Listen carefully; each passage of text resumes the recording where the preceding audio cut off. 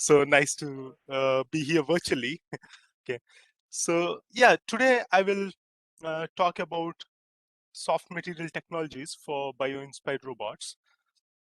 And as Dr. Tyagesh has mentioned, I had the excellent opportunity to really work at many different places uh, over the last decade and experience and be a part of many interesting developments, uh, both on the mechanics front for developing dielectric elastomer artificial muscles.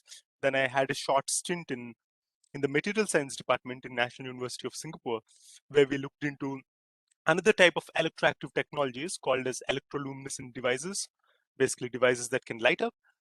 And then I spent some time in Queen Mary University of London in a large consortium project called as the National Center for Nuclear Robotics, where we explored soft robotic solutions for field challenges. How to I mean, it's in a very applied context. How to develop applicable technologies for nuclear decommissioning in very congested environments and so on. So yeah, now it's my great pleasure to talk to you all about all this research.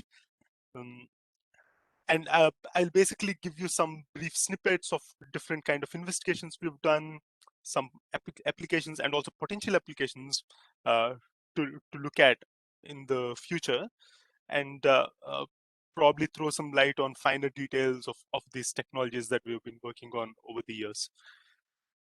And to start with, first I'd like to show you this very interesting video. Probably some of you may have come across it, but yeah, let's take a look at this video first. Yeah. So this is underwater. It's a video shot by a popular marine biologist, Roger T. Hanlon. So let's just wait for what happens now. Okay, so basically there's an octopus hiding there in plain sight, completely undetected by people or by organisms looking at it. And yeah, I think we will just see a replay of the backward transition of what is happening here. And you see the octopus, of course, it is within a few seconds that it basically does a lot of modification on three fronts. One is the shape, the second is the texture, and the third is color. And it becomes to such an extent that it's almost indistinguishable from its environment, right? So I mean, this kind of capability that we see in the nature is absolutely amazing, and we as engineers definitely can foresee that there would be many applications for this kind of interesting capabilities, uh, and not just for example the ability to camouflage, but the larger attention I want to draw to is that what are the different type of amazing capabilities in nature, for example in respect to actuation, the way organisms sense things, the way organisms react, and the way uh, all the species including us are able to just go on with very general tasks, which is really challenging for machines or robots of today. So basically this type of um, a critical look at nature brings to the fore that there definitely is a space for even more novel enabling technologies that can make more varied and diverse range of capabilities possible. I will again talk about some more capabilities and from an application perspective that we can look at. But if you look at it, some of the things that we can grasp from nature is that a lot of the lower organisms, for example, for us humans, we just have muscles that move the joints, except for tongue, for example. But a lot of the organisms, they have distributed actuation throughout the body, for example, like octopus. And we have fully distributed and varied, it's not just distributed, but also varied proprioceptive and exteroceptive sensing. So what it means is we have our skin that can give us sense of touch and pressure. or heat, right? We have a tongue that can give us sense of taste and so on. And then we also have proprioceptive sensors like our auditory canals that can give us an idea of our orientation. We can also feel the accelerations and so on, right? That basically allows us both to understand the state of ourselves in the environment and also any interactions we're having with the environment. Then as much as imperceptibly it goes, we do have power sources that are distributed throughout our body that basically power every function of our life, right? Then we have computational capability, we have the amazing brain, but also um, uh, we have like secondary computational capabilities within our central nervous system. We have inhibitory sensory networks that do some part of computation closer to the place of interaction. And then we are looking at other interesting capabilities such as camouflage, right? Ability to change color or ability to generate light in many organisms. So these basically show, I mean, what this point to us is that if we basically take inspiration from the nature to develop new engineering or synthetic architectures that can achieve some of these capabilities, it's useful in many ways. First, of course, for robotics to develop robots that are much like nature and that have more diverse capabilities. Definitely, there is a lot of interest in that. And besides that, these developments also will find their way into other very vital areas such as medicine, surgery, or environmental conservation and sustainability and so on. So um, the focus here is, of course, within the context of robotics, how we can look at some of these challenges in developing new technologies for actuation, sensing, and I'll also talk a little about camouflage. So the first part will be about a discussion about dielectric elastomer artificial muscles, which I've worked on during my PhD and still continue to do now. So coming to the challenges of actuation, if we look at the contrast between our current machines and nature, we see that a lot of our today's current day machines are basically rigid, right? We have aluminum, steel, and such metals making up a lot of the parts of our machines. We have electric motors and so on. But if you look at nature, we see that our own human muscles are soft. We can still do, I mean, we have an impressive ability to tune our impedance to different tasks. We can place a peg in a hole without looking at either of the object, right? So we have these amazing capabilities of modulation in our muscles. Then we can look at the human heart, which is soft, but it can pump blood for 100 years or more.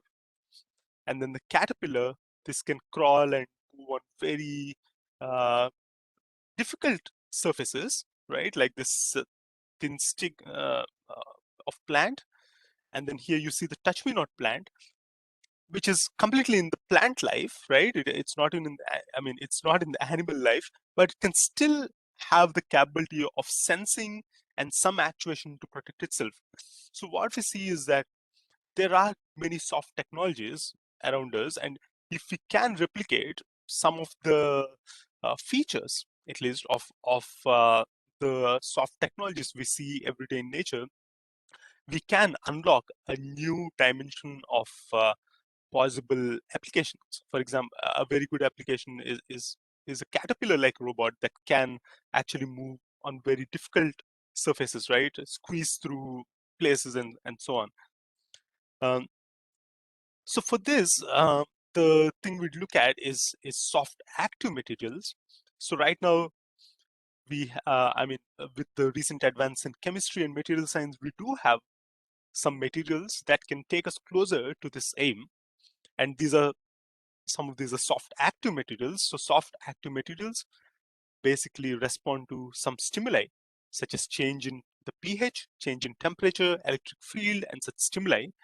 And they give us a response, right? Like elongation, bending, shape change, and so on. So here you have a shape memory polymer, which basically responds to change in temperature, hydrogels, which respond to change in pH, And the last one, dielectric elastomer here, which basically responds to change in electric field. So for me, I focused a lot of my efforts on dielectric elastomers, although we did do a very work on shape memory polymers for a short time, but dielectric elastomers uh, can be very interesting for some of their attributes, which is they have very large deformation, they're very fast, and they can also be low cost. Okay, so the bandwidth is very high in the thousands of hertz. So here is a small snippet of a dielectric elastomer actuator that is actuating under electric field. So basically, it is a piece of rubber coated with electrodes, and when we apply voltage, the active area can expand. And here is a more detailed view of the mechanism of actuation. So basically, you have uh, an elastomer membrane, or basically any piece of rubber. We can even use natural rubber, and it is a dielectric, should be an insulator. Then we coat it with conductive layer on the top and on the bottom. And then if we apply high voltage, it basically generates charges on both the surfaces. And we can imagine that the charges try to attract one another. But basically what happens is there is a resultant stress in the aerial direction that basically pulls the elastomer from both the direction, from both the sides. Okay, so when we pull the elastomer, when this, so this stress is called as Maxwell stress. And when the Maxwell stress pulls the elastomer, because the elastomer is incompressible, it also squeezes in the thickness direction. So we can make use of this dielectric elastomer to make actuators or muzzles in both ways. One is to use the aerial deformation to pull things or basically drive mechanical work, or we can also use the thickness compression and make it something similar to our own human muscle. So there's a thickness compression instead of expansion when you apply voltage. So there are these two modes of actuation that have been explored for dielectric elastomers. Now, why are these interesting? So here are some attributes of this type of actuators. First is it can exhibit very large deformation. It is routine to achieve deformation over 100%. Our own human muscles achieve deformation from 30 to a maximum of 50% strain. Then we have these actuators have a high energy density, and if you look at the energy density, this diagram, you will see the natural muscles lie right in the center of the range for dielectric elastomers. Then the response can be very fast, up to 50 kilohertz, and we can even make things like loudspeaker by using dielectric elastomers. And they can be made compact by using multiple layers. It's lightweight with the weight close to water, and also it can be very low cost. So we have off-the-shelf materials like 3M's VHP, the double-sided bonding tape that you get in the market. We can make dielectric elastomer from that. We can make it from natural rubber, like physiotherapy bands and so on. Okay. So now an interesting question to ask here for this type of soft actuators is how much can it can the actuation strains be, right? If we want to use it as a muzzle, and the additional question that tags along is how do we actually achieve large deformation, or how to increase the range of deformation? So if you look at this piece of rubber, it's a piece that we cut out from a physiotherapy band, and if you stretch it using a tensile machine, you will see a force stretch curve that is similar to this. We know that as we stretch it by a hand, it expands and expands, and finally it will reach a stretch limit. But even before it reaches the stretch limit, it can actually rupture because the stress is too high, right? It's above the tensile strength. Similarly, if you look at dielectric elastomers, they also have the issue with mechanical rupture, okay, tensile failure. But along with that, they also have another thing, because we're using voltage to basically generate the stresses. There is also something called as dielectric breakdown. So if the electric field is very high, so the material can no longer sustain the local stresses generated by this high electric field, and also the leakage current that goes through the insulator at some point, they will both degrade the membrane, and it experiences a sudden failure, very similar to arc welding. Basically, the air ionizes and breaks down. So we see something very similar to that, even in these polymers. So now the trick is, or the question is, how do we avoid dielectric breakdown and achieve a large deformation? So as I said, the traditional limits are that the dielectric elastomer may break down when the voltage or the electric field is higher than its dielectric strength. So then it is going to break down. But along with that, because of this nonlinear mechanics of these elastomers, you see that we have the force stretch curve is nonlinear, right? So when we apply voltage to this, and if we look at, or if we model the voltage stretch curve for this type of elastomer, what you'll see is that it'll have a N-shaped curve, as you can see in this figure. So what happens is, now as you continue to increase the voltage, you will reach a certain point, which is the point of instability. And what happens is, if you continue to increase the voltage a little more, the next stable state is a very large area state at the end of the stretch limit, okay? So what happens is, while this membrane is trying to jump from this state to the next state, to the very large area state, there may be dielectric breakdown in between, okay? Almost always you'll see some dielectric breakdown in between, and this will basically cause the failure. So, and this is called as electromechanical instability. So electromechanical instability itself is not a failure mode, but because dielectric breakdown falls somewhere in between the jump, the membrane usually fails. And very traditionally, we've seen that the dielectric elastomers, if you just apply voltage straight away to it, they will fail around 30% strain, because this peak corresponds to 30% strain. So yeah, so you may see dielectric breakdown at that point. So many people, of course, try to see how to achieve large deformation. So one of the very common techniques has been to stretch the elastomer before you apply voltage. And what you do is, you basically change the nature of this force stretch curve, and this voltage stretch curve is no longer N-shaped, it becomes monotonic.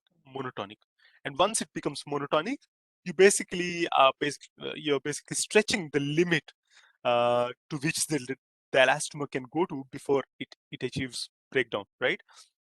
So people have seen that this was a landmark paper in 2000, so about 20 years ago, that if you pre-stretch it equibiaxially and you apply voltage, you can get an area strain of 158%. Then people have done other things, such as apply dead loads to maintain the pre-stress. And what they've seen is that you can achieve 488% area strain, which is more than 100% linear strain. So these earlier techniques, they generally revolved around avoiding electromechanical instability. Now, the question is, as I just mentioned, electromechanical instability itself is not a failure mode, but it's dielectric breakdown that prevents the membrane from stretching any further, right? So the question is, can we harness even the electromechanical instability to achieve large deformation? So, I mean, it's not just us, but others have also been thinking along these lines. And the clue, I mean, one of the clues to this question is in the pressure volume curves of balloons. So if you remember the last time you tried to inflate a balloon, you may have realized that initially you need to apply a lot of pressure and the balloon stretches, but after that it's very easy to continue inflating it until it reaches a very large volume, after which again it becomes stiff, right? So that is because if you look at the pressure volume curve of the balloon, it looks something like this. So it is an N-shaped curve. Initially you need large pressure, but then you need lesser pressure to continue inflating. So now the idea here is that generally we always keep trying to apply voltage and use this the stress generated by the voltage to stretch the elastomer. But why not we take balloon and make the initial state close to this edge, okay, to the peak of this N-shaped curve, and then maybe we can apply only a little a small voltage, so that the membrane can jump to a larger state here, so that you don't need to apply a massive amount of voltage, and then we hope that the total field is still within the dielectric breakdown field. So that is the logic behind harnessing instability for large deformation. So this was work from Harvard in 2012. So uh, the idea they explored was to have this membrane on a large variable chamber volume, and then what they did was they basically set the initial pressure that is somewhat close to the dial sorry to the to the snap through instability. And then they saw that if you can have a very large air chamber, which is 20,000 centimeter cube, for a balloon of volume about 20 centimeter cube, a small balloon volume, you could see that the pressure volume curve, of course, because this is a closed chamber, it follows the gas law, right? And you follow some PV loading curve that basically achieves safe snap through, and you can get a very large area strain. The challenges here are that for a small membrane, you need a very large volume chamber to maintain this. And the other thing is, how do we utilize this kind of uh, setup to actually do any useful, for example, to make useful robotic prototypes or useful prototypes for any other applications.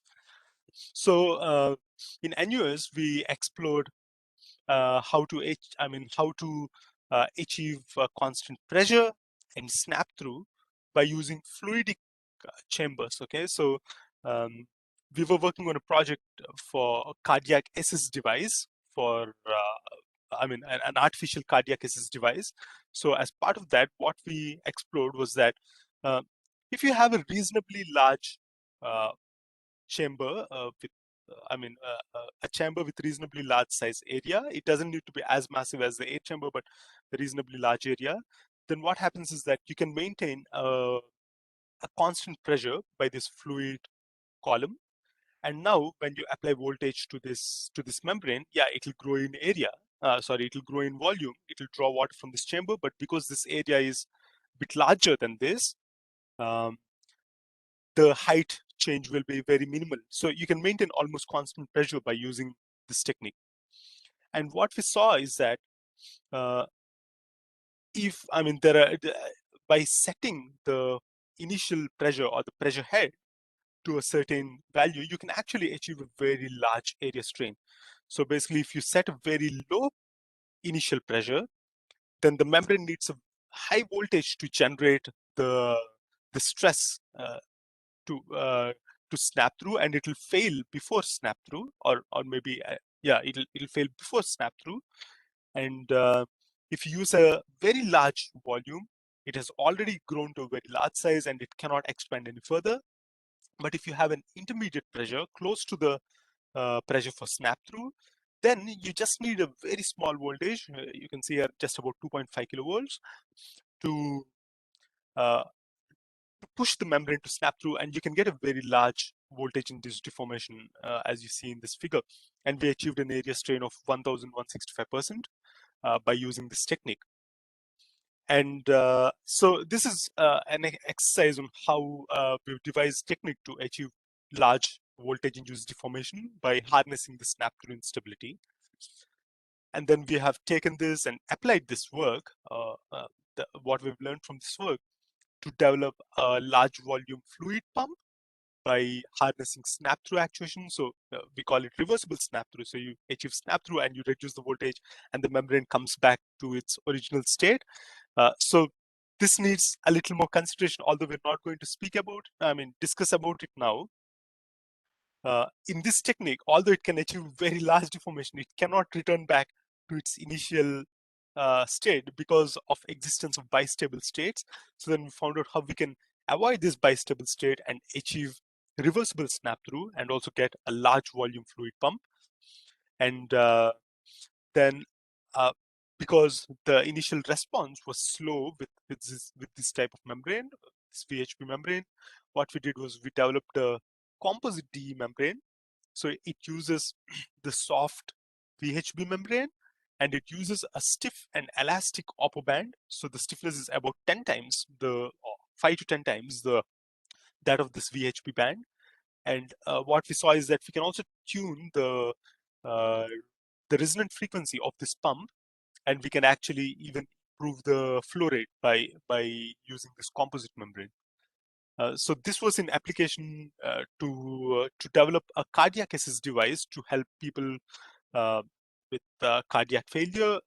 Uh, so normally the blood pumps that we have in market, they have a lot of hemodamage because of the shear forces. But if you can have a membrane that is much more similar to actual human heart, we believe it can actually improve the outcomes by reducing hemodamage. So next I'd go into another application of dielectric elastomers, which is in developing actuators for robots.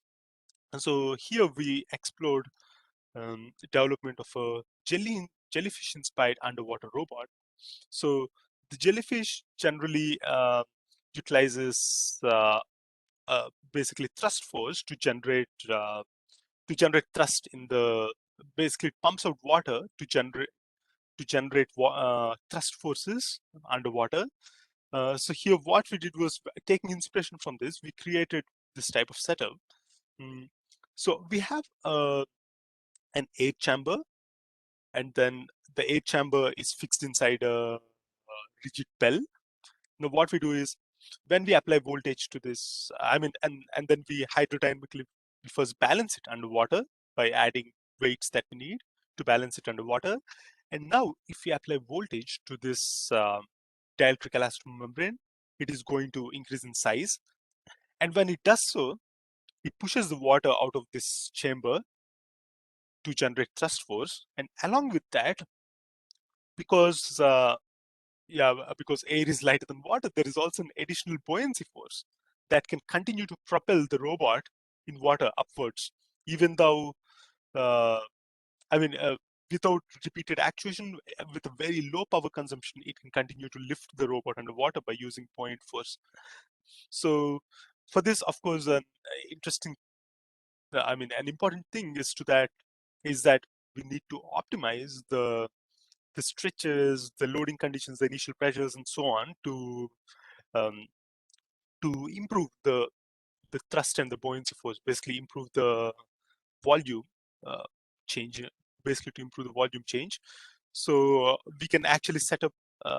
We have elastomer models, material models to basically capture the behavior of this elastomer, and then we by looking at the mechanics of this balloon type of this hemispherical actuators, we can set up a boundary value problem, and then we conduct some simulations, and we also conducted experiments. And what we see is that this wasn't very obvious, but what we did finally find out is that even even when the membrane is initially pre-stretched, there is still an optimal pressure at which we can have a larger volume change. So at low pressure, the volume change isn't as high, but at an intermediate pressure, the volume change can be much larger. That's what we found out here. And here is a prototype that's tested underwater. You may see, if you closely observe, you'll see that at an initial state there is a small jerk, which is basically because of the thrust force when we suddenly apply the voltage. And after that, there is a constant buoyant force that acts on the structure. And we've seen that for this size of structure, we can have a payload of 2.36 Newton, and generally the current is very low, only the microamps in the 10 power minus 6 amp region.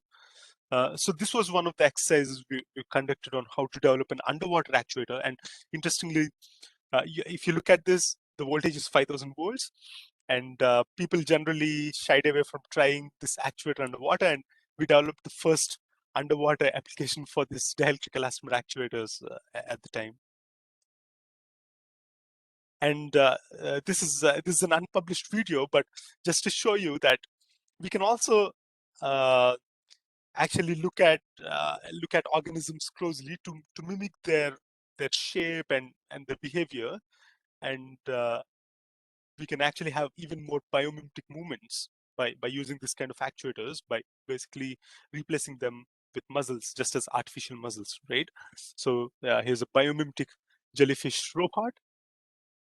And yeah, now I'd like to show you another paradigm of bioinspiration.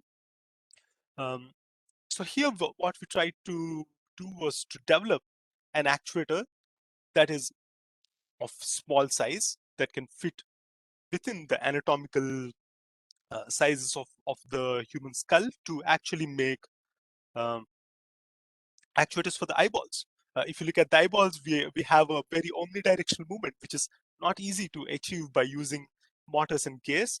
So taking inspiration from the muscles, the extraocular muscles in the eyeball, what we did was we developed actuator that you can see in the bottom. So it is called as a spring roll actuator.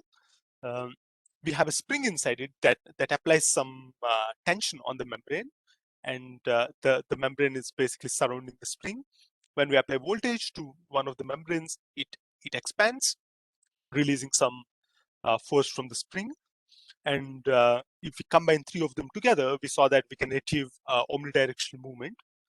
And here is a video you can see. So these are basically the eyeballs we've developed, and up here is a video from a TV show, and we can basically program trajectories to this dielectric elastomer actuators, so that this can nicely mimic. I mean, it can almost give you a natural feel of the eyeball movements. Of course, this is not just for entertainment, but the idea is we can also have camera movement devices that are very small, and you can have, for example, if you have a humanoid robot and the eyes of the humanoid robot, you want them actually to hold cameras that can move around to get vision. We believe we can use this kind of systems to have this kind of omnidirectional movement in small scale. Yeah.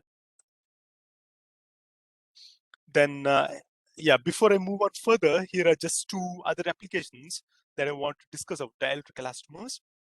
And these are dynamic applications as opposed to most of the static applications we have seen so far. So one is a tactile feedback device.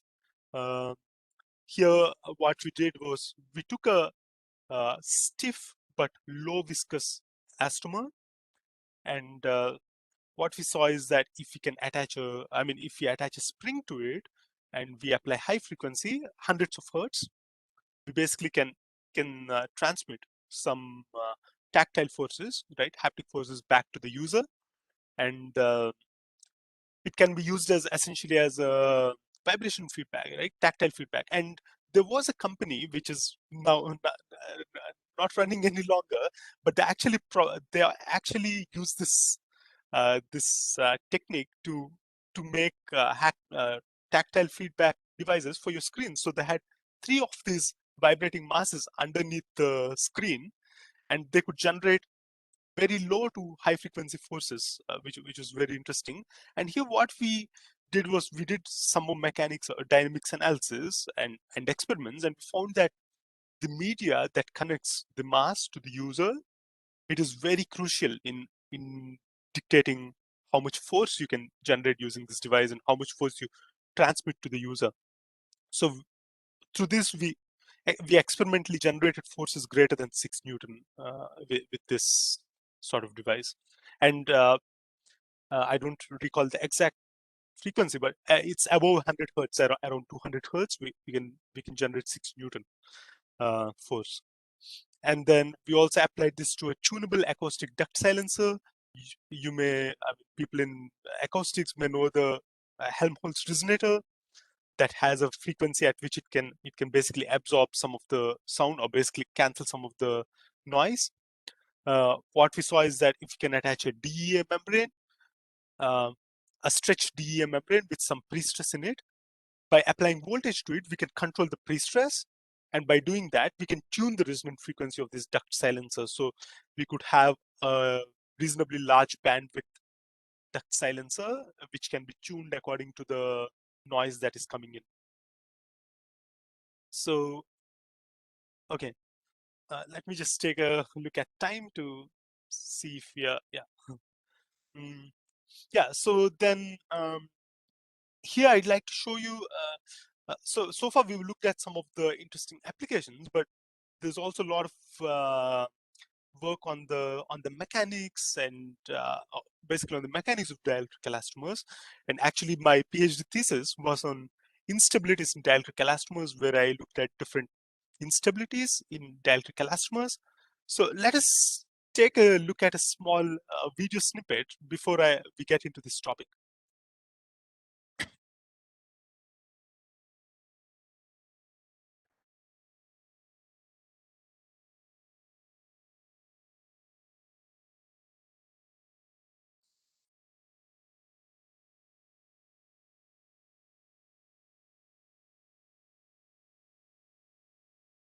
Yeah, so this is a video from a US TV show called Skins, and the show revolves around this concept that you can make masks that exactly match the facial descriptions of any person, and then you put on the mask, and then you pretend to be the person that you're mimicking. And the electroactive polymers that refer to are basically the dielectric elastomers we have been talking about.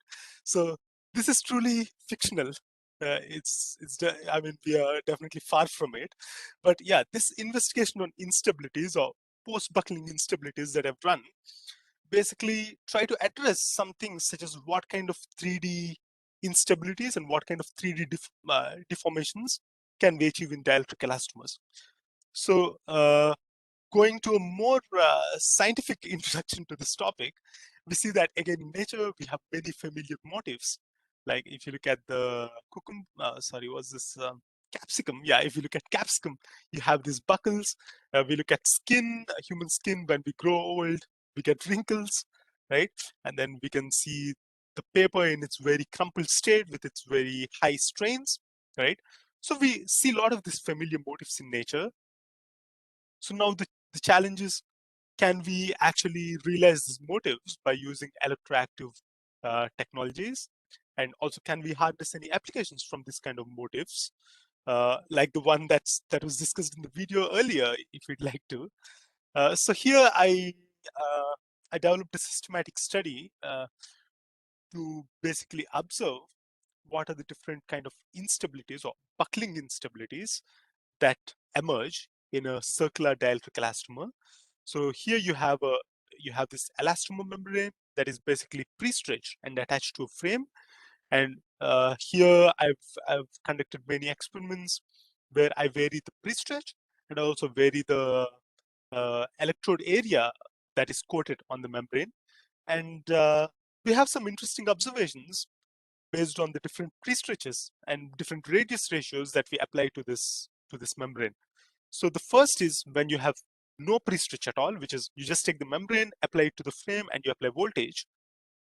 You can see that, yeah, we are increasing the voltage, and about about 12 kilovolt or so, the membrane starts to buckle, and now you have a secondary buckling, which is basically these additional patterns, which is secondary buckling. So we have primary and secondary buckling at low pre-stretch. Then we go to higher pre-stretch around 3. So this is a very interesting phenomena. You see that the voltage now is fixed. As soon as we see the wrinkles, we fix the voltage to a fixed level, 7.38 kilovolt. And now, although the voltage is fixed, you can see the wrinkles continue to develop. And not just that, but there are this flat and wrinkled state that can coexist, and that can interchange. So the flat part becomes wrinkled and the wrinkled part becomes flat, and so on, right? So we'll come back to this term, but we call this discontinuous phase transition to wrinkling. And at a higher pre-stage, about 4.5, yeah.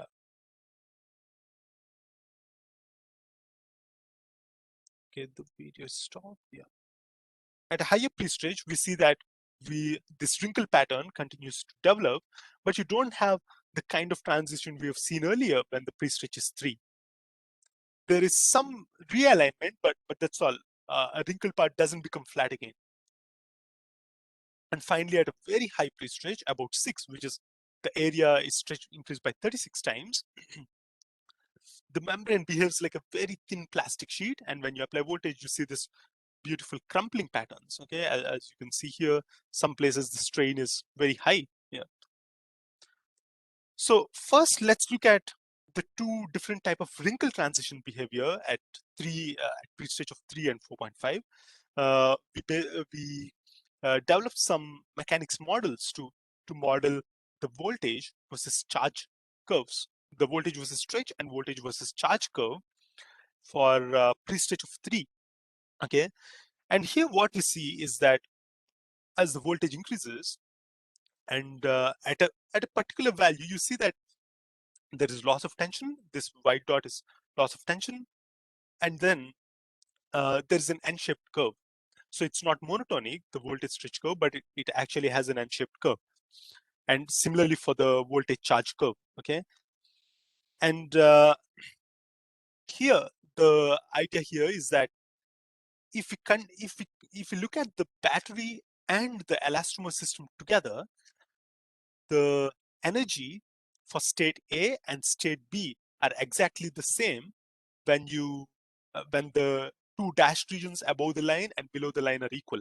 So what happens is, to go from state A to state B, the energy gain in elastomer is phi into delta Q, which is this green area, and the energy loss in the battery is phi into delta Q. So the total energy for the system is the same for state A and state B. That is why at this pre-stretch for 3, we see this flat, this is the low stretch state, and the wrinkle state coexisting, and they can interchange each other without any additional energy put in. So this basically explains why we see this dynamic transition in these wrinkles.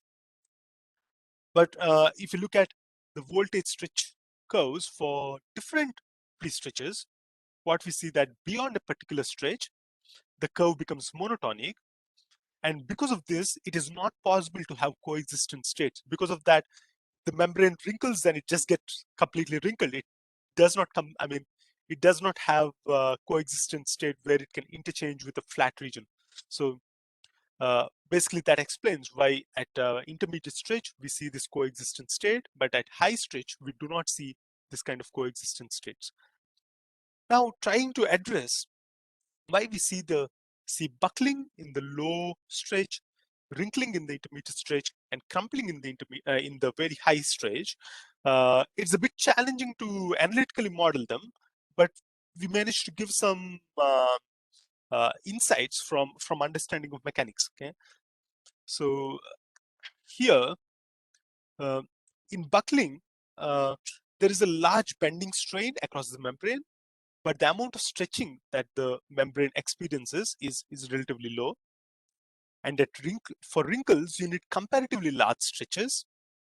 And for crumpling, you need lot of the membrane undergoes bending at very high strains, but there is very little stretching. Okay, so if you look at these characteristics, basically any system is trying to get to its minimum energy state.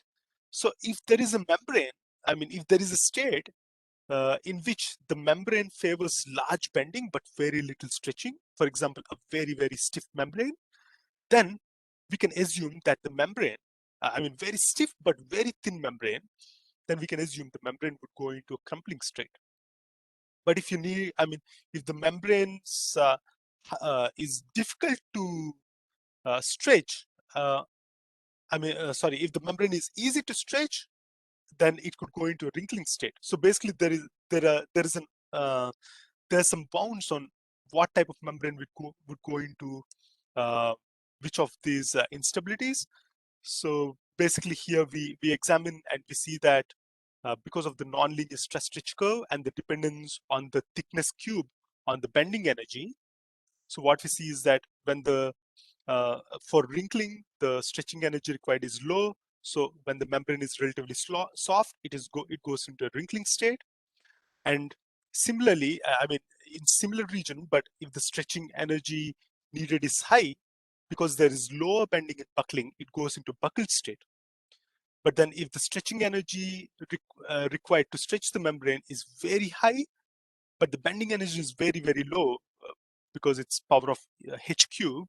So the membrane can bend very, very easily. So it can take very high curvatures. So this type of membrane favors a crumpling state. So this is an analysis that throws some insight on why this kind of different states are occurring.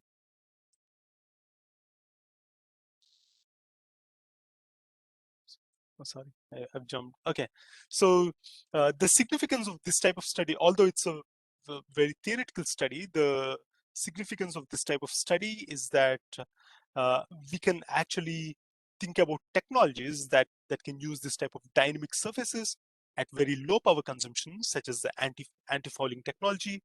Then if you look at lizards, they have this hierarchical pattern on their foot that allow them to adhere to surfaces. So, and there are other applications as well of controllable hierarchical pattern generation. Then here you can see uh, an animation of a buckling membrane. So for biomedical and microfluidic devices, you cannot have a fixed bias pressure. So buckling can be used to drive fluid, for example.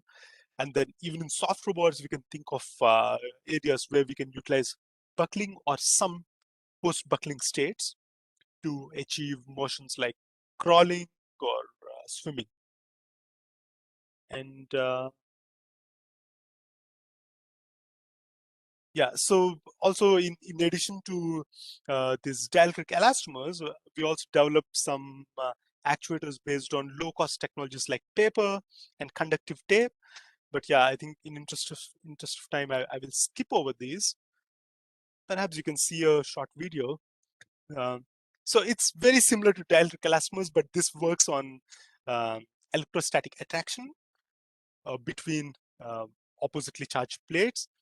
And if we vibrate this at the resonant frequency, they can achieve sufficient force to carry a small load.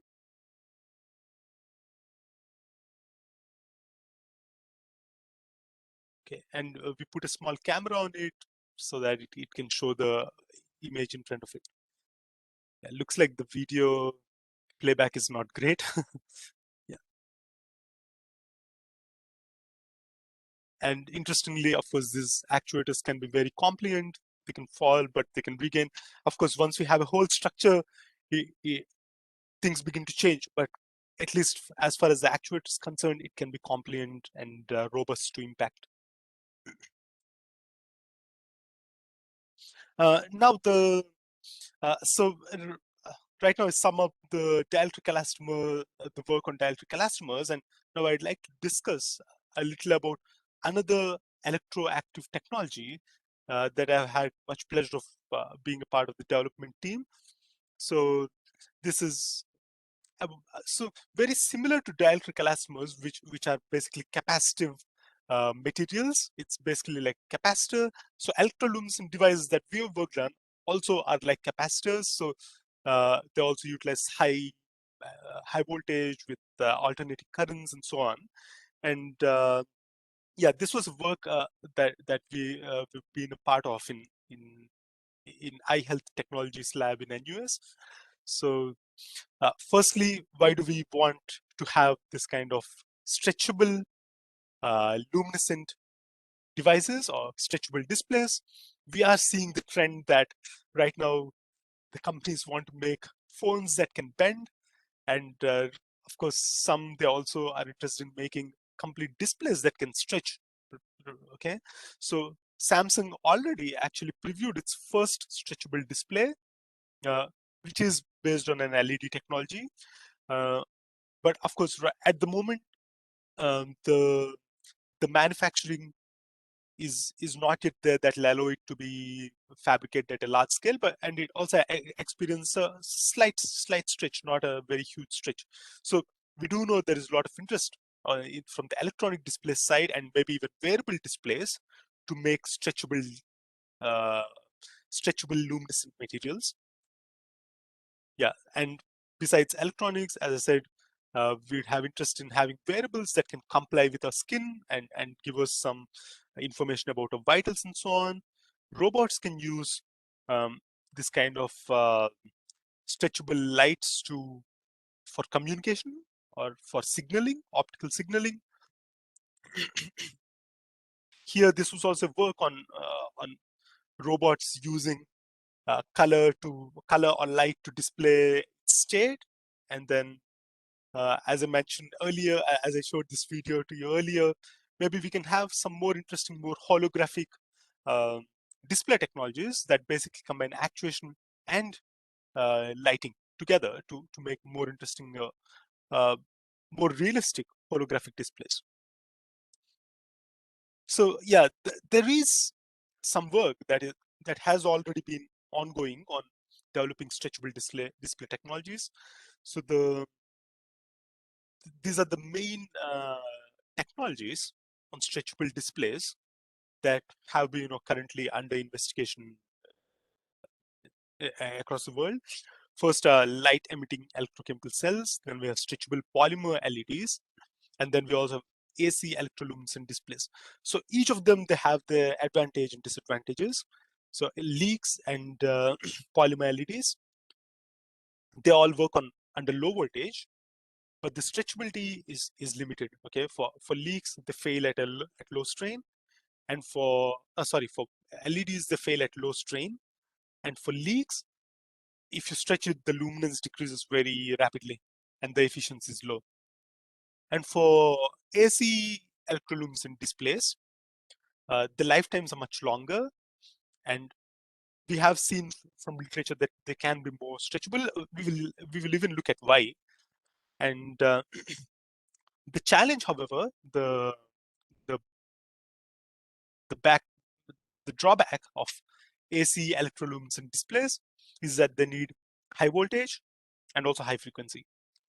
And also all these three display technologies, they can all be susceptible to mechanical damage, right? If you have a screen, glass screens, I mean, we're all ever too familiar with our screens breaking and making phones ugly for the rest of their life. So yeah, or having to replace the phone. So these are all susceptible to mechanical damage, and this limits the lifetime of the soft devices. So uh, yeah, for us, we've concentrated both because of a background and also some of these advantages. We concentrated or focused on developing AC electroluminescent displays. Okay, um, to develop a soft, stretchable, and also self-healing electroluminescent display.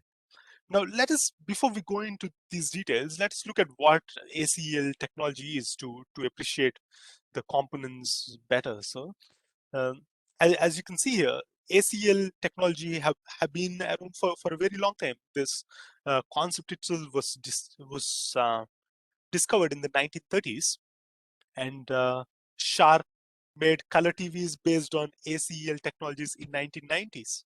So for flat color television based on ACL technology.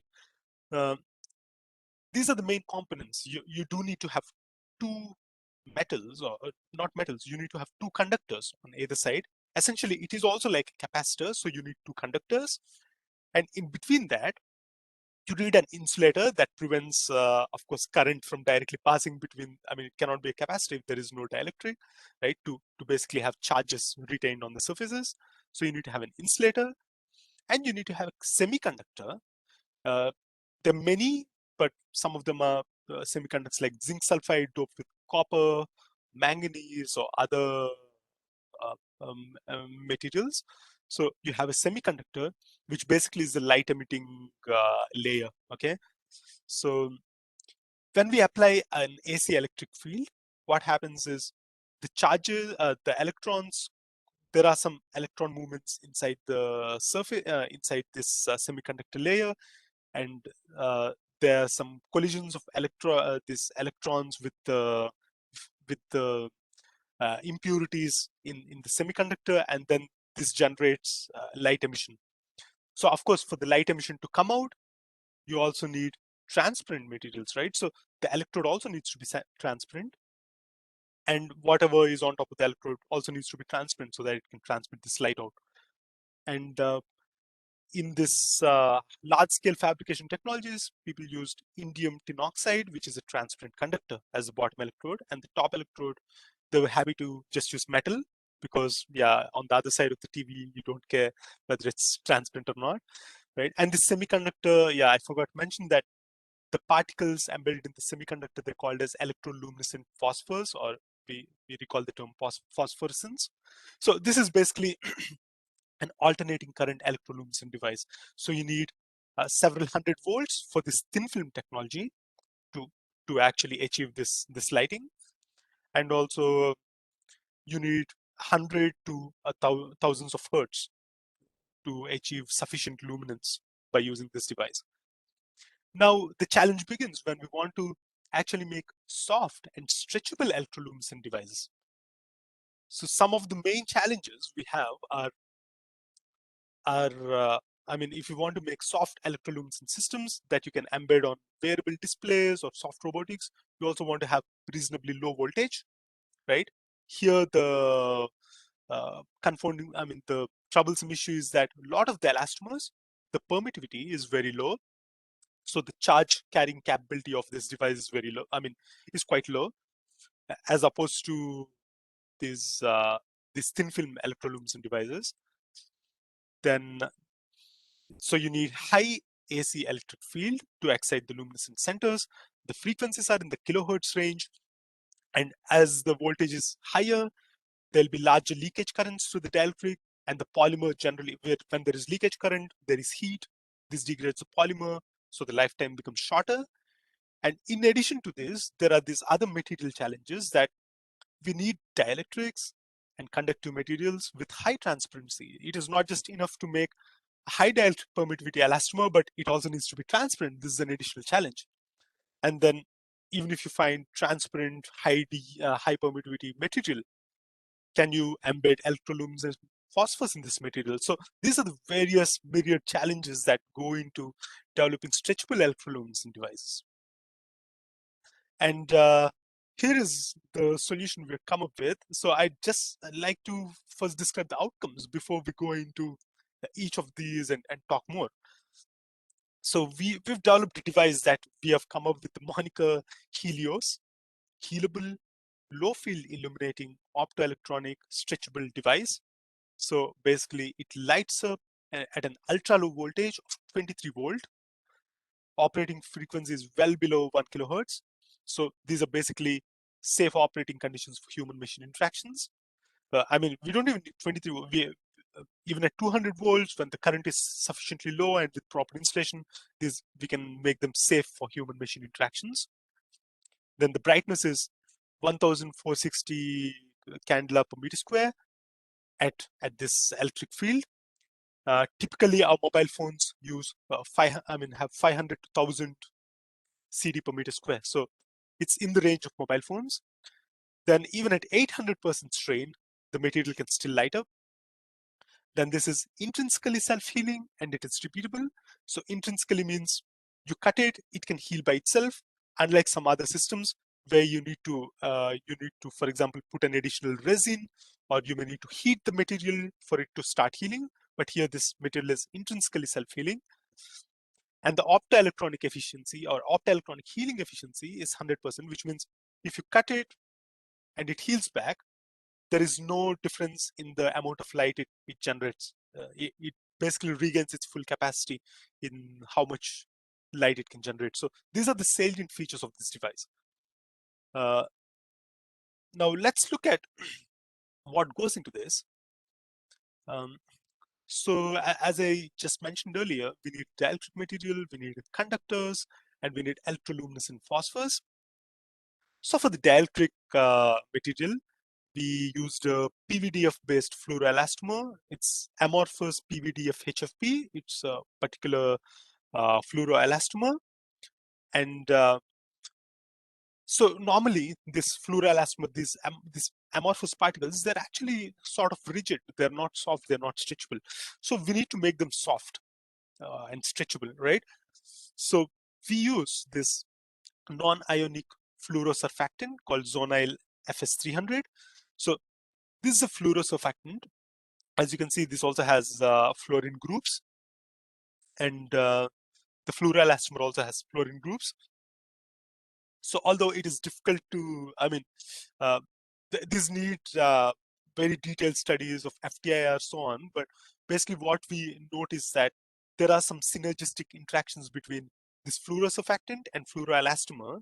So this, basically the surfactant, it makes the polymer chains mobile. So this makes the polymer stretchable, but also because of these synergistic interactions between fluorosurfactant and the fluoroelastomer, this dielectric material also turns out to be self-healing. So if you cut it and you just put the two surfaces together, there is some mobility of this fluorosurfactant and the polymer chains, and then they can basically just rebond. So this is how we came up with the dielectric material that is stretchable and self-healing. And then this is basically solution processed in acetone. We mix all these amorphous particles in acetone to make thin sheets and let the acetone dry. Okay, and yeah, so and also the transparency is pretty high, about 85% transparency. Okay, then coming to the conductors, we also need uh, conductors that are self-healing, that are transparent, and they're also conductive even at high strains.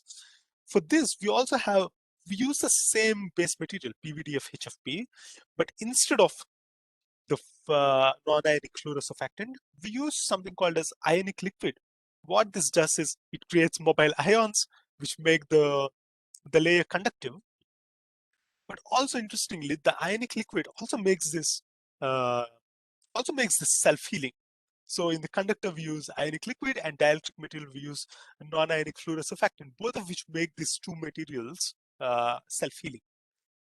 And then we need electroluminescent phosphors, which we need to basically process in the same solution, in the acetone solution, to basically mix these electroluminescent phosphors. These are micro particles of zinc sulfide doped with copper if you want blue color, and doped with copper magnesium if you want orange color. But we don't fabricate them. We just purchase these off shelf from a supplier. And then once we mix this into dielectric material, you see it looks something like this. There is a matrix with these small microparticles embedded. And now if you apply voltage across these two electrodes, this is going to basically excite the luminescent centers in the zinc sulfide copper, and then it's going to make them light up.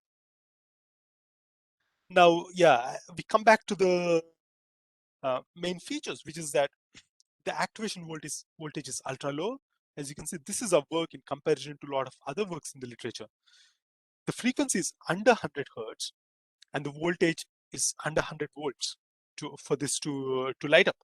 While most of the others are at least few hundred volts and few hundred hertz, and most of them are in the kilovolt and kilohertz region. And here, let's take a look at this video. And this basically a mobile phone. I forgot which one it is. It's Xiaomi or Oppo, yeah, one of these companies.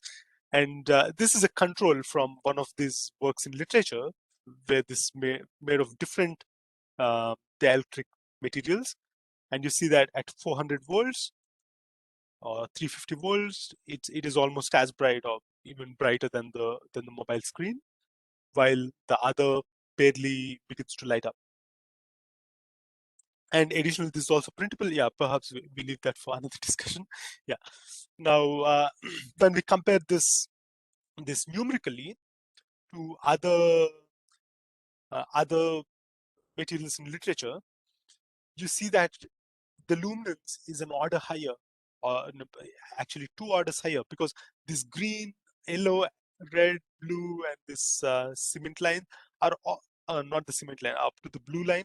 These are all still from our work. And also the cement line, sorry, yeah. So all these solid curves are from our work, while the dashed lines are the previous works that are in literature. And you see that for most of the electric field range, the order of luminescence is 1 to 2 orders higher.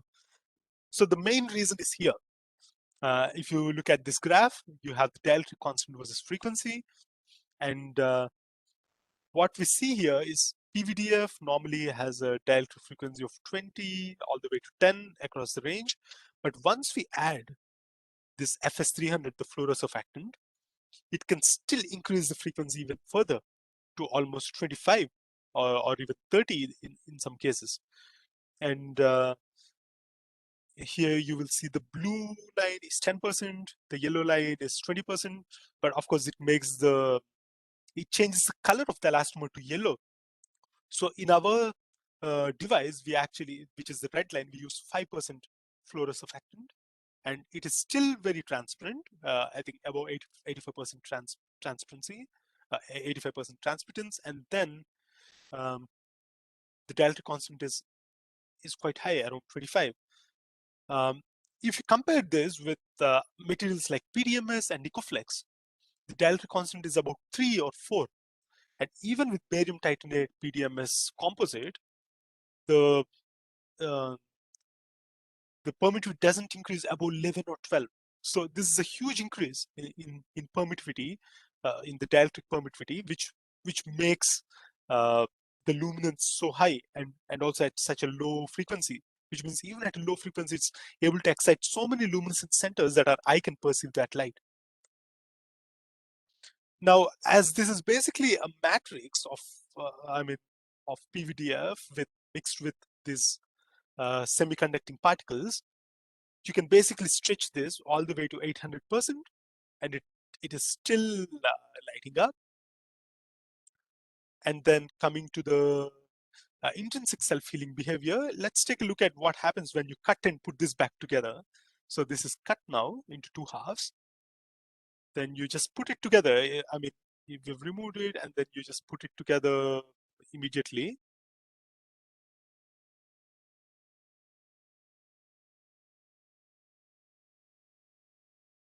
And then, yeah, now when you stretch it, it is all, I mean, it begins to heal almost instantaneously.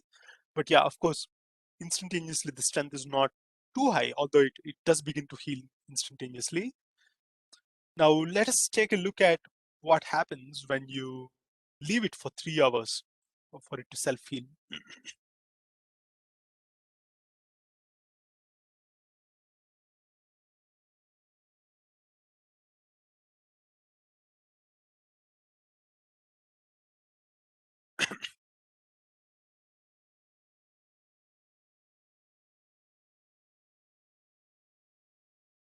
Yeah, this time the interface is much better healed, and you can see you can go to a much higher stretch before it begins to yield. So here are some of the stretch versus stress curves. So at ambient temperature, at room temperature, it's probably 20 to 30 degrees in Singapore. So you can see that after 24 hours, the material can regain almost half of its stretchability. But at already at 5 minutes, it can be stretched to twice its length without yielding. Okay, and about 5 hours, it regains more. And you see that if you want to achieve um, um, mechanical properties close to its pristine nature, you may actually heat it at 50 degrees Celsius for 24 hours, and this red line goes close to its pristine characteristics. And at ambient, yeah, as I said, the stretchability regains to almost half its initial value, and even at minus 20 degrees, you can still regain quite a bit of the stretchability. Then coming to optical healing efficiency that I mentioned. So here you can see that we basically measure the luminance from this material and see after you cut it, does the luminance increase or decrease? And you see that it almost rarely decreases. It almost maintains an equal luminance even after you cut it, even after repeated cuts. It still continues to grow. It still continues to glow.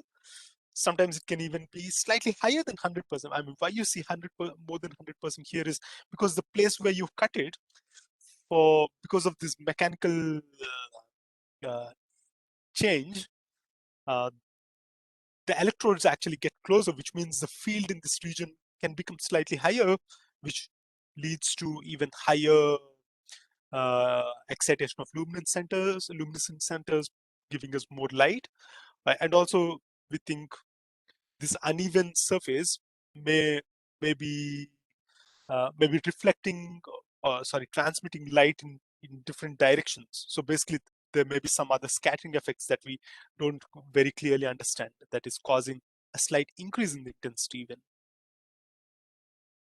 Now, using this, we actually came up with an application to develop a soft robotic gripper that can perceive objects in very low light or low or no light conditions. And so we basically embed this material, self-healing electroluminescent device, in the base of a soft gripper. So there are two things. One is it can generate light, and then we can use a photo detector that basically receives the light that is reflected off the surface of an object, and this we can use to perceive how far or close it is from the object. But the other thing is, we know the self-healing device is, I mean, it is self-healing, right? So if you really want to make the best use of this self-healing device, we cannot just use any regular soft gripper. So what we did is we fabricated a puncture-resistant gripper. How we do this is we have a silicone material called EcoFlex, and we make a composite with cellulose fibers that we also purchase off shelf. We mix the silicone and cellulose fibers together, and basically the cellulose fibers kind of form a matrix. And if you puncture it, because of the many small microscale cellulose fibers, they have uh, they have increased elasticity. The whole structure has an increased elasticity. So basically the cellulose fibers will push back the material to regain its original structure or original shape, which basically gives it a puncture resistant property. So we developed this EcoFlex cellulose fiber composite based puncture resistant gripper, and we embedded this electroluminescent device and added a photo detector to develop a simple application of this device. So let's take a look at how it looks like. You can see this is gripper with this light and a photo detector. So for searching, we can use 500 volt, 50 hertz. And the idea is when it is close enough to the object, we can give a blinking signal for the operator to say, yeah, go actuate the gripper. So that's why we have the signal that's indicating ready to grasp. And here we have Apple. You can see the graph at the bottom, which is showing frequency from the photo detector. But basically, it's a measure of intensity, and the intensity increases. When it is at a peak, it means it's on top of object, and then you basically actuate the gripper to grasp the object. So this to demonstrate just one of the many ways that you could use the soft self-healing device. Now, as I mentioned, it is also puncture resistant. So here is a demo that shows the puncture resistant capability. You see, you basically put a pin through it. It can still light up, although there is a pin right through the device. Now, yeah, we remove the pin, and it regains all of its lighting capability instantaneously. It's as bright as before. And I'm not sure you can see it, but there's a balloon here, and the gripper grasps the balloon. Now we puncture the gripper all the way until the balloon bursts. So yeah, you can see here. So basically it's going through all the layers of the gripper and the Helios device. Now you can still continue to light up the electroluminescent device, and you can also basically still apply pressure to actuate the gripper. And this is about puncture resistant objects, and this definitely is just a fun demonstration that we thought we could make with this. That now, because your gripper is puncture resistant, I mean, you don't need to be too afraid of handling or grasping sharp objects like a cactus or things like that. So yeah, you can make use of the puncture resistance and self-healing capability to do this. Yeah, so that's basically about the self-healing devices. And I see we're slightly short in time also due to the delay. So I won't go into too much detail, but I'll just give you a very short glimpse, maybe a 5-minute glimpse of some other work that I've been doing on developing soft robots for field applications. So here, yeah, about 2.5 years back when I came to the UK, I joined this large-scale project called National Center for Nuclear Robotics, sponsored by the EPSRC. So here the idea is that in UK there are more than 10 sites, nuclear sites that need decommissioning. There are fuel storage ponds that have waste that were built in 40s and 50s and that have legacy nuclear waste from the 1970s.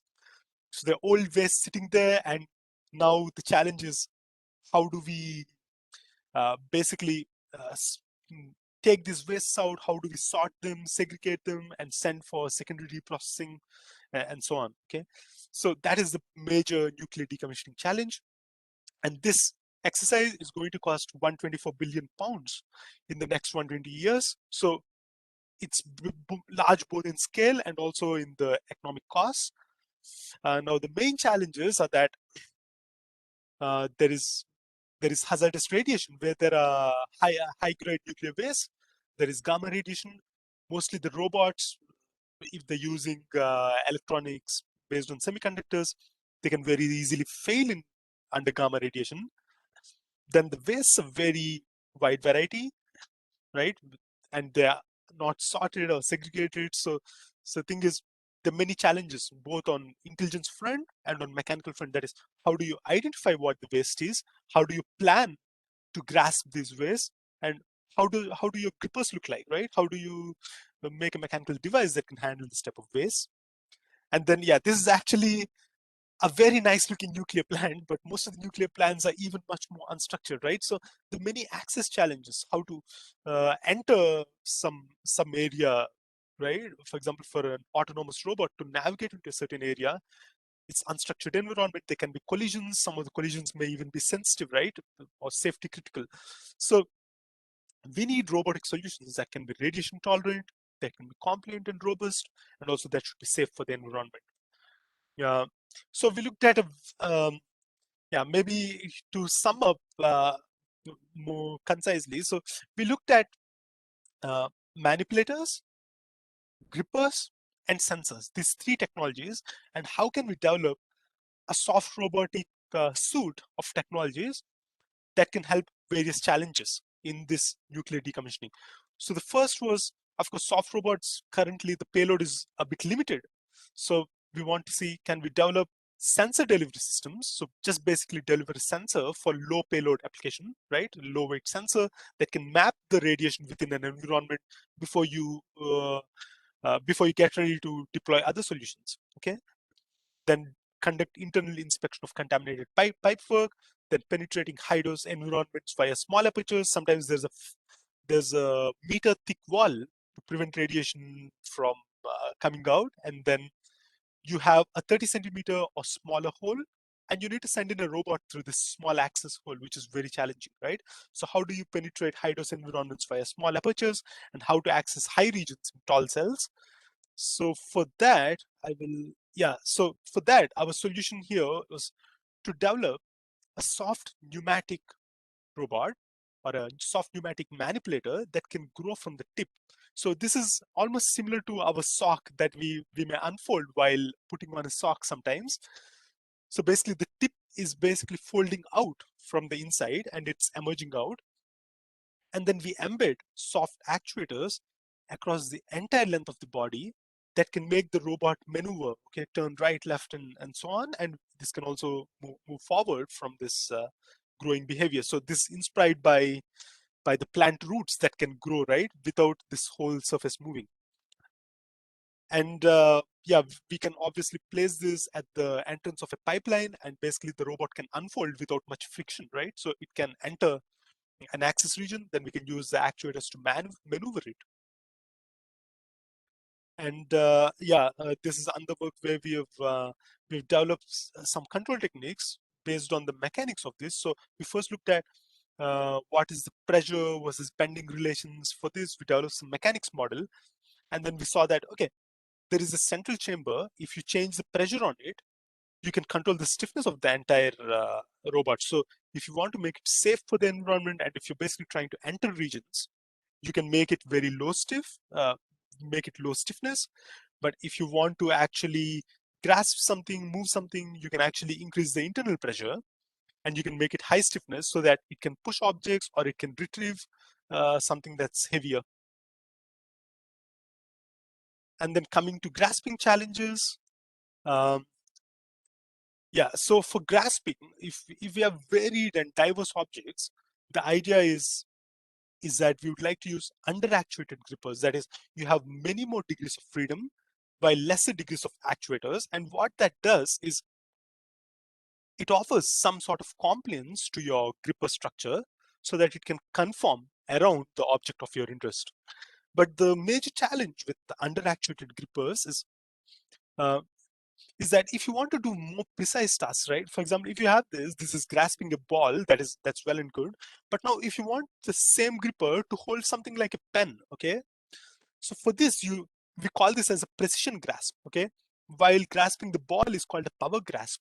So we're trying to basically see, okay, how can we increase the dexterity, which means we need some additional degrees of freedom while keeping the under-actuated behavior still intact for other objects, uh, while not increasing the size and scale of this gripper. So for that, we came up with an idea of a variable stiffness mechanism. That is, basically we have a soft finger, but then we make this variable stiffness by embedding the pneumatic pouch actuator so that when we actuate this, the geometry changes and the second moment of inertia changes and this part becomes stiff. And the nice thing about this is some variable stiffness, they use heating mechanisms which take longer time, but this can be very fast. It can happen under a second, right? And yeah, by doing that, by controlling the stiffness of independent hinges, what we can do is we can get a wide variety of configurations for the gripper, which means depending on the nature of objects, you can actually try to go with different type of stiffness profile for your finger. And we can see, yeah, I mean, this is a demonstration of the gripper grasping many different objects. So basically, this will nicely conform by itself because it is compliant. Yeah, and then for the teddy bear, yeah, what we did is this is a bit, the shape is different. So we actually made one joint stiffer so that this can come and grasp this in this particular orientation. So basically, this shows how you can basically adapt, for example, the the stiffness profile to grasp different objects. And then this is a demonstration that, okay, this is a sort of a cluttered environment. The good thing with this gripper is it will not damage anything when it hits, and it can comply uh, around an object that is not very well known before. And yeah, we move this from the top to the bottom shelf.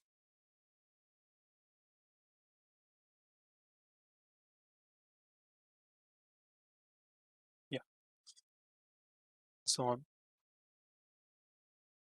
Yeah, so now this brings to the fore that, okay, when you have these soft objects, very important and challenging thing is also you require sensors for feedback. So this is something we've been investigating for a while, and I still continue to do so now. And here what we did was we came up with an off-the-shelf optical fiber sensor. Basically, the principle is like this: you send in light from one end of the fiber, you receive light from the other end, and you make the central region lossy. Lossy, which means it actually loses light instead of transmitting all the light. Now what happens is this loss is directly, I mean, not, I mean, it is proportional to the bending that occurs in this structure. So now you can basically use a photodetector at the other end, measure the intensity of light that is being transmitted across the fiber, and you can use this to characterize bending.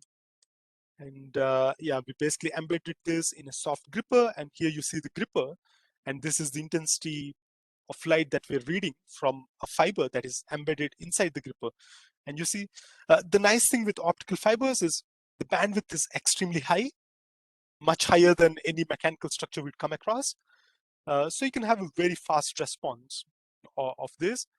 And the other major idea is all the three technologies, pneumatic, tendon, as well as optical fiber technologies, they all can be made with materials that are compatible for nuclear conditions. So as you can see in this big image, this is the combined soft robotic approach that we envisaged for for the nuclear decommissioning project. The idea is we can have this soft growing robots that can basically take your sensors or grippers into target regions, even through small apertures or openings. And then we can have the grippers that can deliver payloads of varied size and shape. And on top of that, you may have sensors that basically give us feedback of this gripper. But we also have other, which some other colleagues have developed sensors that can measure force and that can basically detect cracks on the walls and so on by using optical fiber-based technology. So this is the combined soft robotic approach to extreme environments that still needs a lot of development in coming up with the kind of dexterity and payloads that we need. But this is a vision that we see now. And exactly in line with this, scalable sensitization techniques, that is, how do you sense many degrees of freedom and how do you sense external forces while also being able to sense the stretch is a very interesting and current problem that we're taking a look into. Yeah, now basically coming towards the end of this, now that I've shown you some glimpses of different technologies that I've been a part of, now what I'm trying to do is that in Sussex is to look at how we can develop soft robots that can sense, think, and act. It still needs a lot of developments that span from the basic applied physics or material science to the application context. But basically, what we want to do is to develop soft robots that can achieve functional intelligence. And how can we develop, adapt, and leverage smart materials to achieve functional tasks? And then finally, the other very interesting and important challenge is right now, most of the actuators and sensors we see are singular, are alone in a way. But if you want to have distributed sensing and actuation across a body, like most of us have, how do you achieve this? What are the fabrication techniques and what are the enabling technologies that can make this possible is a big question, an important question that we'd like to look at in soft robots. And finally, we're looking at applications of these technologies to solve potential problems in manufacturing, surgery and healthcare, and extreme environments, as I described now. Um, so maybe before I yeah give my flow back to you, I also would like to introduce our group in University of Sussex that I'm part of. So we are 7 academics in robotics and mechatronics systems group, spanning diverse range of topics. We have Dr. Rodrigo working on biophotonics and drug delivery through robots. We have our HOD, Dr. Romeo, working on mechanical transmissions, variable impedance actuators. We have Dr. Ka on control engineering. I'm working on soft material robotics. Dr. Herzig on compliant robotics and mechatronics. We have an expert in human robot interactions and rehabilitation robots. And then Dr. Elizabeth is developing new surgical robots and sensors such as non-contact ECG sensors for fetal monitoring and so on. And we have new academics joining this year. So we are a new but growing robotics center in the UK. And we're also happy to get in touch with any of you to explore avenues and possibilities. And finally, I'd also like to advertise open positions that we're recruiting for. I see the many faculty here, so I'm currently recruiting for a PhD student to start in January, who will work on this very vision of mine that to develop physical intelligence and soft robots, working on stimuli responsive systems, embedding mechanical logic, and bioinspired approaches for functional soft robots. Then we have my colleague, Dr. Nicholas, working on fluidic and compliant soft robots, and we have ongoing collaborations within the center. And we'll have another new PhD and postdoc opening that will come up very shortly, also for January. And possibly if you have motivated students with the aptitude for this kind, interest and aptitude for this kind of work, we'd be very glad to get in touch. And I'll also keep posting things on LinkedIn. So thanks to you all for your support in this. And finally, I'd like to thank all the many excellent collaborators and friends over the years, Dr. Jian, my supervisor in NUS, and collaborators, Dr. Yap, who in Imperial IHPC, then faculty members in NUS, and Queen Mary, uh, industrial collaborators in Ocado, QBOD, and the EPSRC project. So I'd like to thank everyone, without whom, yeah, not much would have been possible. So thank you, and I'd be very happy to discuss more. Yeah. Thank you so much, Dr. Harish. It was a pleasure to listen to you, like how comfortably and how beautifully you just walked you through the lecture. Actually, we really enjoyed it, Thank and you. I assume I assume all the participants also might have enjoyed and learned yeah, really good thing about the soft robots. So, if there are any questions for Dr. Harish, this is the right time to ask. Yeah.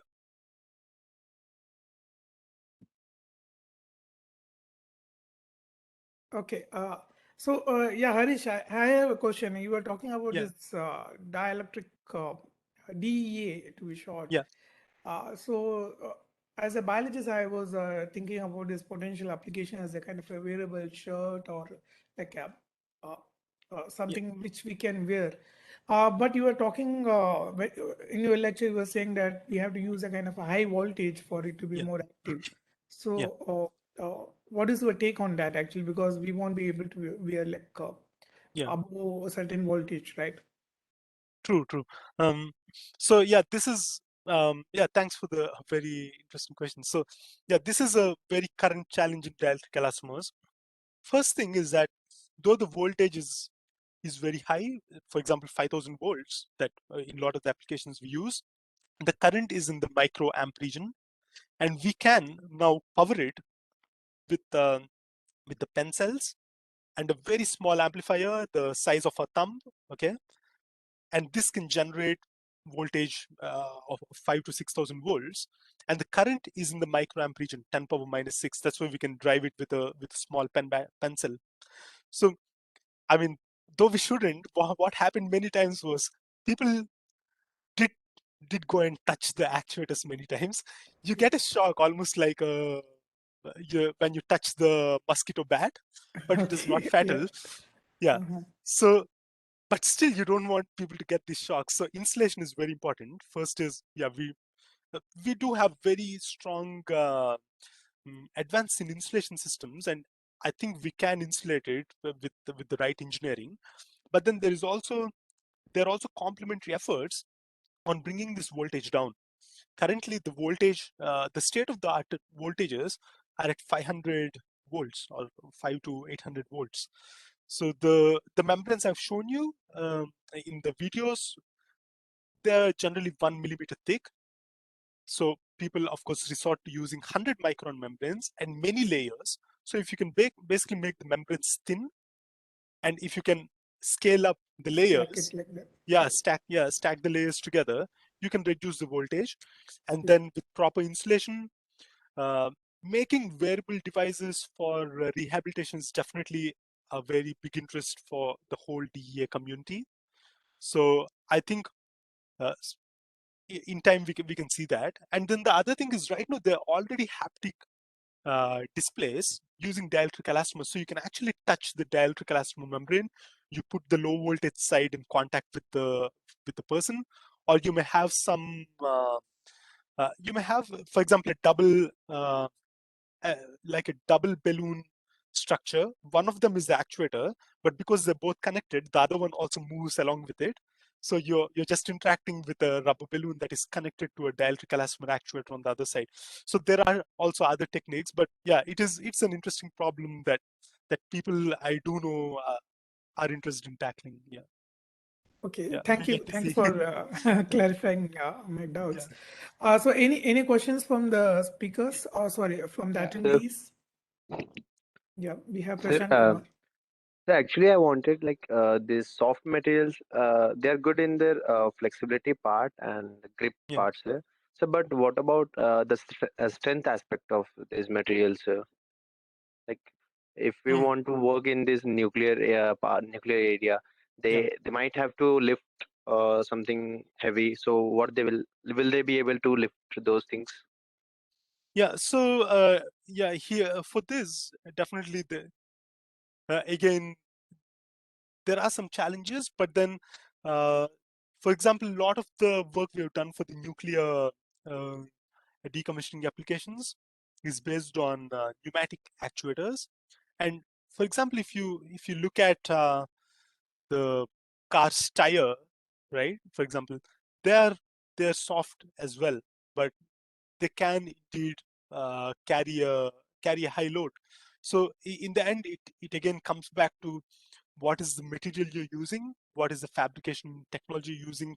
For example, can the seals in the, for example, recently we've been looking at fabric based actuators that can be heat sealed. So there is a nylon fabric coated with TPU, and you can basically seal the edges. This kind of structures can go to very high pressure, and the force can be much higher. But still, at some point, uh, we may face, we may arrive at a wall on how high payloads we can develop. Then it comes down again to your engineering scaling. For example, using parallel sets of actuators. How do you, or for example, dielectric elastomers, how do you stack together many layers so that you can, for example, you can get a muzzle as high as the human muzzle? Because I think I may have shown you a figure where we have seen the actuation pressure per density is very similar to the human muzzle. So theoretically, we should be able to develop DEAs that are as strong as human muzzle. So if a human can lift it, the DEA muzzle should also be able to lift it. But practically, the problem is when we have 50 layers, the statistical probability for failure is so much higher. And if one layer breaks down, your muzzle is done, right? Because Yes, sir. it breaks down because of impurity. So there are these challenges. There are processing, fabrication challenges, and engineering challenges. But there are also promising solutions from different people in the world that of course, that are there to discuss. So I would say that's why it's a good time to work on soft robotics with the many challenges and promises that are there. Yeah.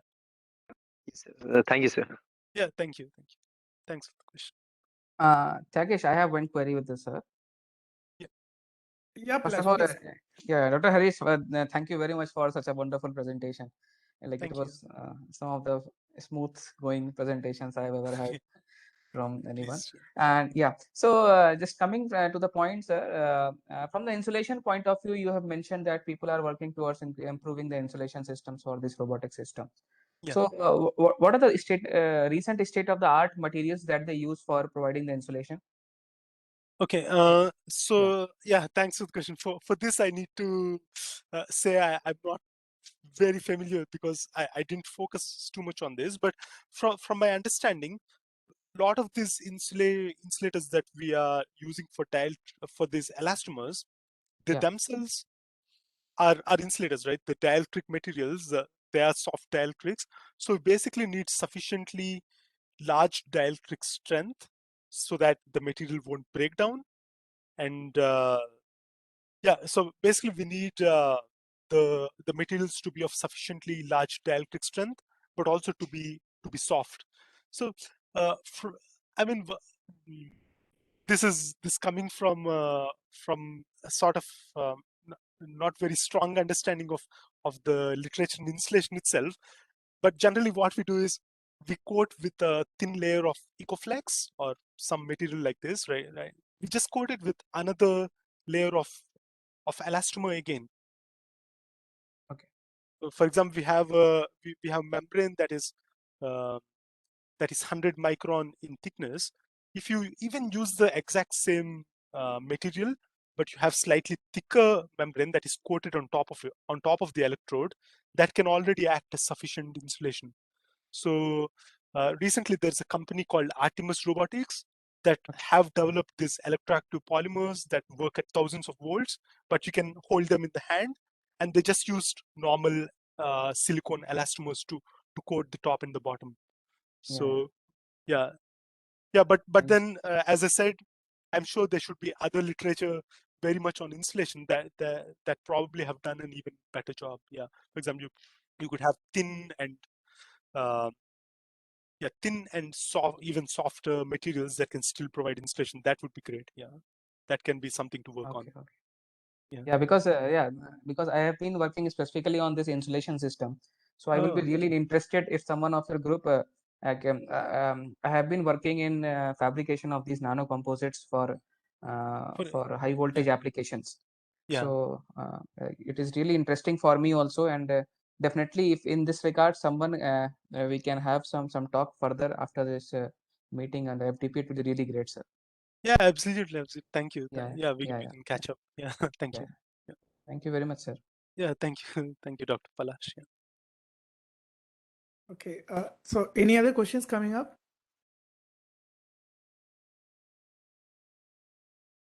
Yeah, I have a general suggestion from you, Harish. Yeah. So here in back in India, actually, we are right now just opening up with a new education policy. You might have heard Okay. about that Yeah, actually. yeah, So we are kind of encouraging the interdisciplinary. So this FDP is a kind of a first step towards that actually, where three departments have come together to start a new program. yeah, You are the one who did his BTech in mechanical engineering and right now just shifted to robotics, and you are also touched up with bio-inspired materials. So what is your suggestion or your advice for the fellow attendees and the coordinators? Like, what should be the right way for this new collaborations with the new departments kind of thing? yeah. Okay. Yeah. That is an. I mean, that's an interesting question. That okay. So yeah, I think yeah, definitely collaboration across disciplines that would give us, for example, new idea seeds for new ideas, right? For example, people from different areas, they could come up with solutions for one another.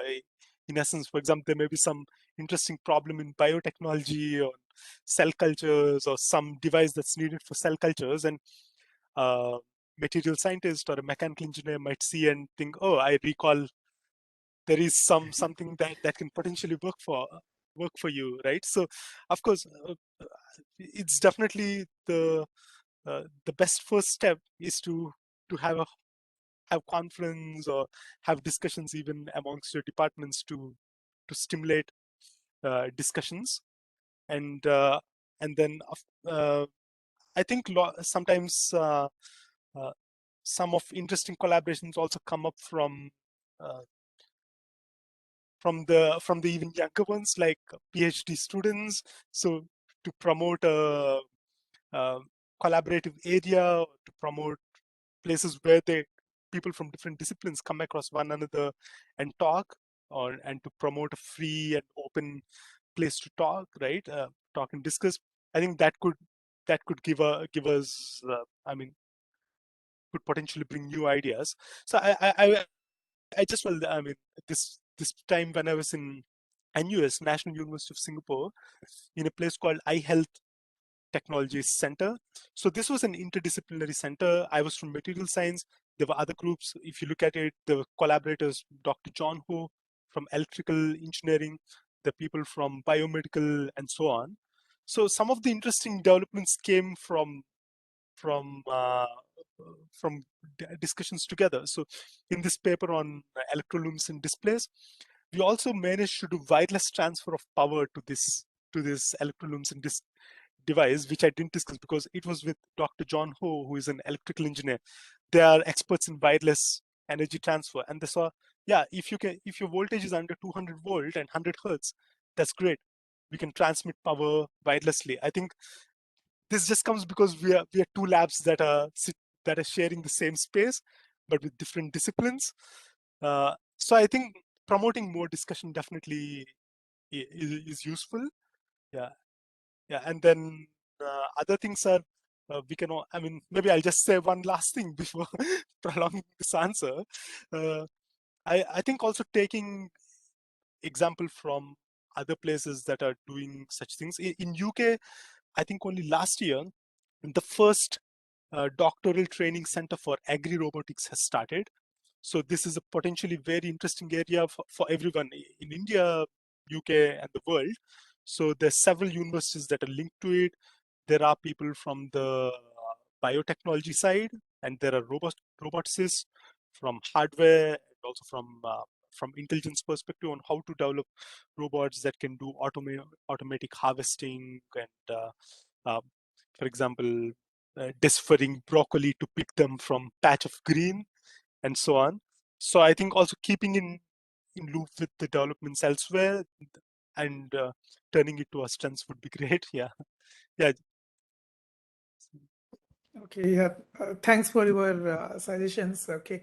Yeah. So now coming to this, advertisement here showed regarding that you yeah, have openings for 2 PhD students. yeah, So I would love to circulate it among the student community at NIT Warangal, and the other attendees, they can also do the same. So what is the exact criteria for that? Are you looking for any mechanical or electrical? What kind of students you are looking for? In which branch you are looking into? Can you yeah, please elaborate on that? yeah, sure. So for this, firstly, both BTech and master students, I mean, people who have completed bachelor's or masters are available. But if it's only the first degree, they need to have a very strong first degree showing potential.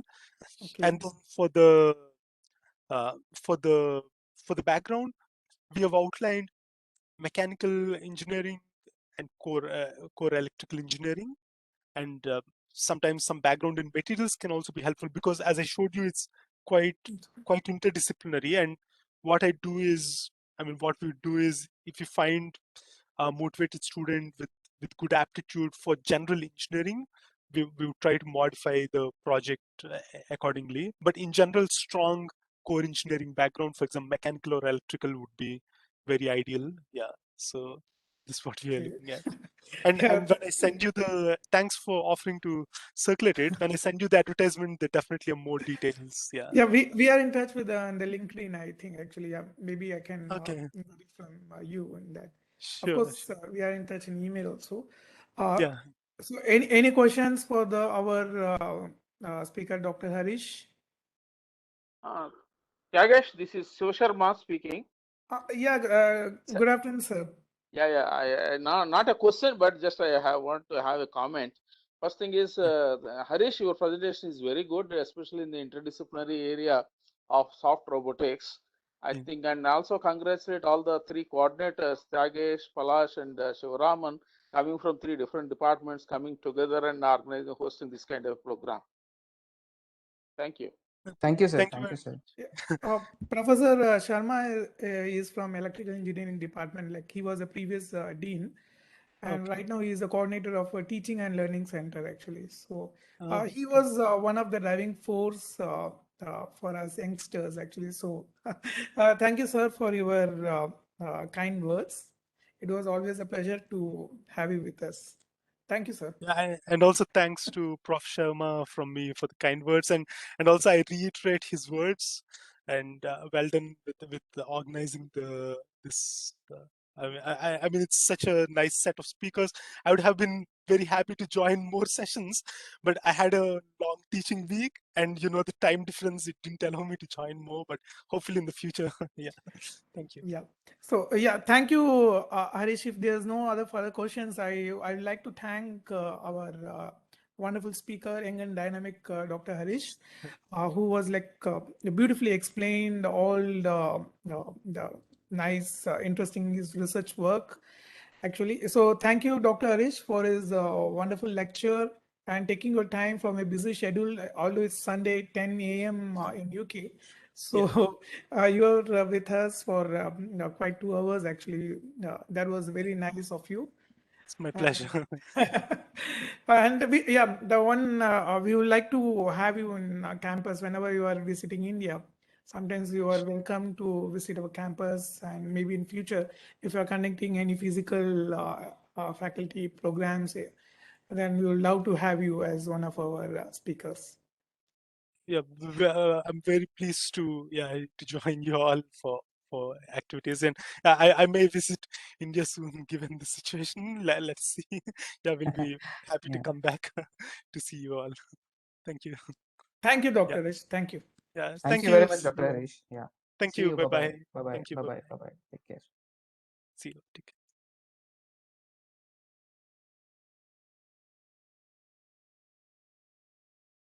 Hello, Palash, Dr. Palash. Yeah. Dr. Shivraman, yes. Yeah. Are you trying to speak something? Actually, I saw your hand raised. So. No, sir.